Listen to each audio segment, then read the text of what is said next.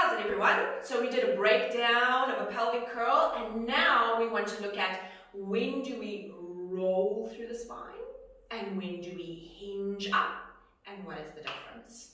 Okay, cool. So Connie's going to lie on her neck. Right. So in essence, we know the pelvic curl is there to curl the spine up. But when we hinge up, we take the curl out. And what is the difference? Well, obviously tucking through and rolling up is releasing the back extensors and then taking them back into that partial contraction. She can push up even higher. Somebody who's really flexible over the front of the hips, you'll see gets into a really big arch. And you can bring them down a little bit if you think that they are totally in their comfort zone and they're overdoing it. When we hinge is if we want to not focus on the articulation, and we want the spine working. So I love doing a hinge with any client who is really flexible in their lumbar spine. They can curve, they've got a lot of stretch, they love flexing in the spine, they always sit like that because we actually have to strengthen our backs, okay? So in that case, I would then have her hinge up, but before she hinges up, I let her do a partial activation in her glutes. There is no need to work your abdominals to hinge up, but you can do it just because it's good with your exhale. But your abs are not getting you up in the hinge. Everything is at the back of the body. Gentle activation with the glutes taking it up. Also, great for a spine who is contraindicated to any kind of flexion. So those are any specific disc bulges or any injury where it feels like that flexion is making it worse. Maybe they have sciatica and when they flex in the spine, they know it gets worse. So there she's curving down. I'm going to ask her to hinge up again. Hold. When you want them to hinge down, you'll see that they will roll down through their spine. So you ask them to go down coccyx first. So coccyx first to go down, ribs first to come up. And that way, you'll see that they'll be able to hinge. When you start teaching somebody, they hinge anyway because they don't know how to roll. And then you teach them how to roll, and then they don't know how to hinge. So you just tweak your cues, and you'll see that they're going to get right.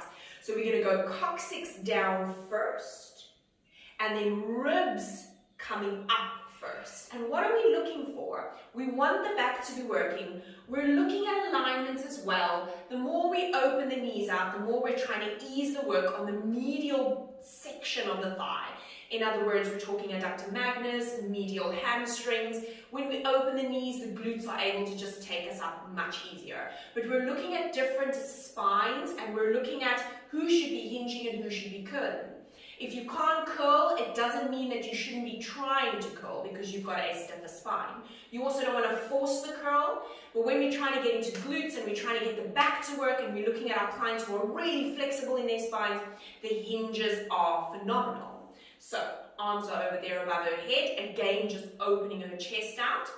From there, glutes active, and we hinge it up, leading up with the rib cage. She's going to hold that there for me. Always looking at the feet, that they're not rolling outwards, because that again is trying to release that inside connection of the thighs.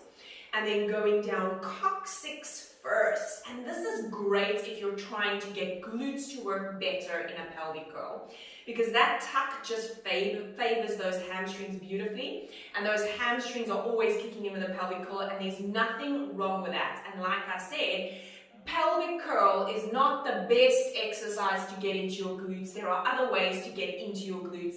One of the ones that we tested when we were doing EMG tests is prone is brilliant for glute work. However, you then have that problem of not everybody can lie prone because of a whole bunch of restrictions, which we will also get to.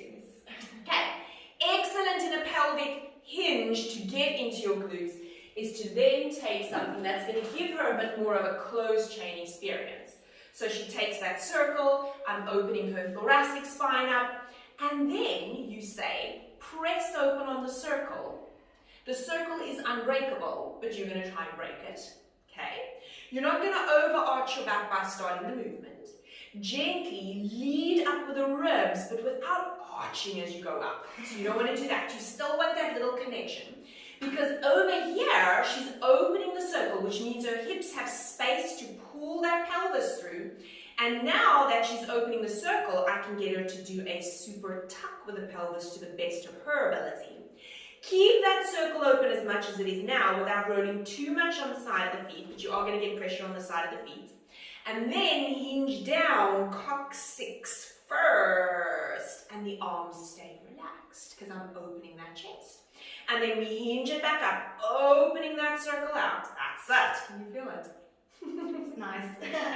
And then hinging it down, coccyx first. And this is actually how you're going to get the glutes working better in a pelvic curl or a hinge.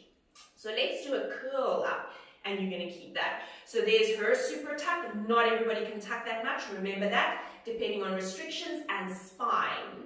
Hold it there for me. Exhale, curving it down, and the arms stay there as she super tucks down, ribs close, but she keeps that circle open. Hold, just take a break. What also works really nicely is you can have your feet a little bit wider. Yeah, turn down as well, but your feet a little bit wider, and you just start them with a few abductions with a circle. So the feet are parallel, arms are above their head if they can get them there, otherwise out to the side is also cool. And you're just going to have them pull open and release it. Watching that line, opening and release it. You can even do a few inhales and exhales just to warm up the breath, get everything connected, and have them doing abduction. Then you say, we hold this one open, inhale there. Exhale, abdominal, oh sorry, you're hinging up, I don't mind, let's do the hinge up. Exhale, hinging it up, you see we don't need the abs to get that hinge up, we just need the abs to stop the pubic bone from tilting backwards because it's holding on to that pubic symphysis. So you'll see the difference in the connection. So let it go, nice stretch, pull it through, there we go, that's even a nice exercise. And gently hinging it back down for me. Difference with a curl is abs pull it through, glutes kick in, hamstrings kick in, rolling all the way up, opening that circle out, and now we're getting glute work in the hinge or pelvic curl. Hinge it back down for me. There we go. So that's the difference between hinging it up and curling it up, and knowing which one is going to work for your client depending on what your goal is for that particular exercise. Hope it helps. Take care.